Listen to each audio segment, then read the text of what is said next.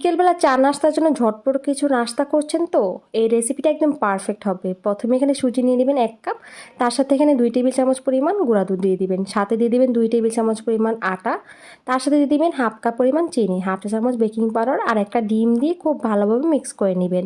সব কিছু একসাথে মিশিয়ে নেওয়ার পর এখানে 1 টেবিল চামচ পরিমাণ তেল দিয়ে দিবেন। আবারও সব কিছু একসাথে মিক্স করে নিয়ে এখানে 2 টেবিল চামচ পরিমাণ দুধ দিয়ে দিবেন। এই দুধটা কিন্তু জাল করা। সব কিছু একসাথে মিক্স করে নিয়ে একটা ডো তৈরি করে নিতে হবে। ডোটা যখন তৈরি হয়ে যাবে তারপর 5 মিনিটের জন্য রেস্টে রেখে দিবেন। রেস্টে রাখার পর দেখবেন ডোটা একদম সেট হয়ে যাবে। যেহেতু সুজি দেওয়া তাই 5 মিনিট অবশ্যই রেস্টে রাখতে হবে। অল্প একটু ডো নিয়ে একটা শেপ বানাতে হবে বিস্কিটের মতো।